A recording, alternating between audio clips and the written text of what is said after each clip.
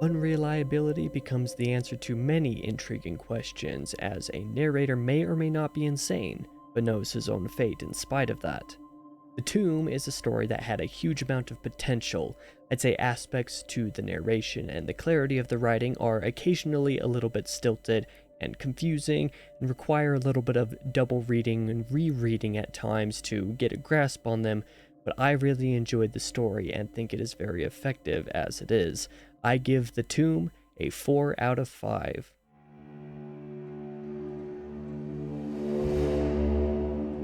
The Tomb is a story narrated by Jervis Dudley, which I may be mispronouncing his first name, but I'm going to be saying Jervis through the duration of this video. He's a man born to a rich family with no need for traditional education or work life as a result of the funds. He's able to spend all of his time alone, essentially. He's no need for necessary socialization as schooling or work would typically warrant, and in his alone time, Jervis determines he's connected to ghosts and the supernatural, broadly speaking. With his supernatural powers, as he views them, Jervis spends a lot of time in the woods as a kid outside of his house, stumbling upon, at one point, a tomb near his home. As time goes by and as he gets older, he spends more and more time around the tomb, trying to get in but being unable to for a hefty amount of time. He tries repeatedly for years to try to get in, but finally, as an adult, he finds a key in his own attic, one that opens the tomb itself.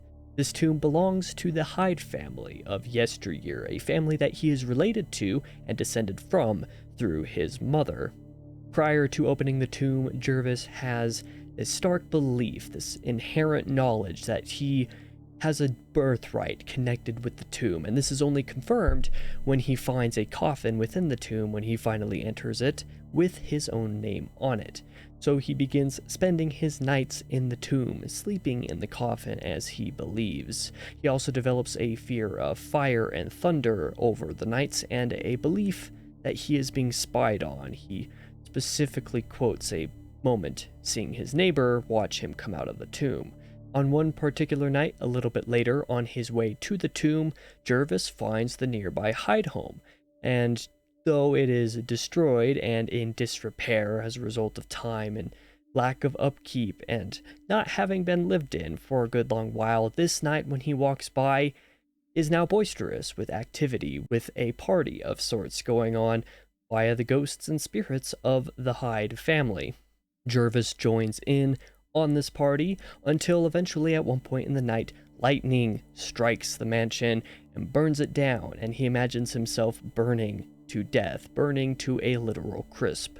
However, after this passing out in the flames, he wakes to his father and caretakers afterwards in the morning later, maybe a few days later. I don't remember if it was actually more specific on that front. His father says he is crazy, essentially telling him that the tomb has not been entered and that the locks haven't even been messed with for presumably decades. It's all fake. Everything that Jervis has experienced has been in his imagination. But despite this fact, Jervis has one of his other caretakers or maybe another servant check out the tomb instead, breaking into the tomb, looking in. This scout of Jervis's returns and reports that there was indeed a coffin therein with Jervis's name on it. Now, there's a little bit to this story that mostly comes down to the unreliability of Jervis as a narrator. Obviously, there is some strong aspect to a negative mental condition afflicting him, basically causing his insanity or worsening it, whatever that may be. There's a big question as to how much of the story is just his mental state, how much of it is actual supernatural acuity, and how much of it is like a hybrid, and how much of it might just be, external factors from other characters, such as the caretaker or servant at the end who supposedly confirms that there is a coffin within the mausoleum that has Jervis's name on it. Maybe the caretaker just said that to relieve Jervis of some sort of anxiety as he dies in the final pages of the book, believing that he'll be buried within the coffin. Since he is dying, we have reason to believe that his family doesn't think he'll be able to have a say one way or the other whether he is actually buried there as he believes and is somewhat promised. So the question becomes, was there even a coffin within the mausoleum that had his name on it? If there was, how did he know? Was he simply crazy and just somehow knew the mausoleum had his coffin because he knew that he was descended from the Hydes and he just kind of made a general assumption for some reason? Was the tomb maybe constructed before he was born, but he was maybe named after a previous Jervis, and so the family had a coffin for him that wasn't actually for him? Is there actual truth in some sense to Jervis's supernatural acuity, his ability to hang out with ghosts, or is that again just his insanity? How does all of this affect his supposed jaunts within the tomb? He was indeed being spied on when he claimed that he saw a neighbor watch him come out of the tomb, but he is told that he never actually went in, that he slept beside the tomb, so some of this had to have been imagined if that is the case. How much of this is simply Jervis's father lying to him to make him feel crazy out of some sort of spite? Maybe some of it is true, maybe some of it is not.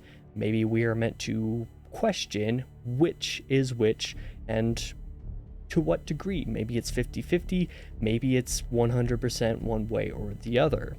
Similar strangeness can be said to have happened at the mansion where he passed out. It is very reasonable to assume that the mansion was not actually boisterous, that Jervis was imagining the whole thing, and when he was struck by the lightning and killed in the fire thereafter, that he simply passed out, and that the truth was that his father and another caretaker happened to just be there watching him be kind of weird in the woods, and that some aspect to Jervis's psychosis is actually killing him, or maybe there's some other factors therein. There's a lot of interesting questions that none are fully answered, and I think there's a bunch of different theories that could be accurate. Any degree of insanity versus truth versus whatever else could be going on, I think is a valid interpretation. Due to Jervis himself being a narrator and the probably very obvious fact that he is meant to be an unreliable narrator, I'm inclined to believe the external forces more than Jervis as a general rule personally, but I'm not entirely close to the idea of him having some sort of access to spirits, but he's not totally sane either. What do you think is the answer to this? Which interpretation is your own? And what degree do you think insanity is the influence? And what degree do you think actual supernatural ability is the influence? Let me know in the comments below. As for this story, I had a fun time with it, and although the story is a bit confusing, I'm glad that I read it, and it did make for some interesting interpretation that was really enjoyable to talk about here. My own thoughts and interpretations expanded a bit, even from what I wrote down in my notes as I was speaking. But in 2 weeks, on the 21st of April, I'll be covering A Tale of Jerusalem by Edgar Allan Poe, another story that could be considered very confusing. It's a short one though, so I hope to see you there.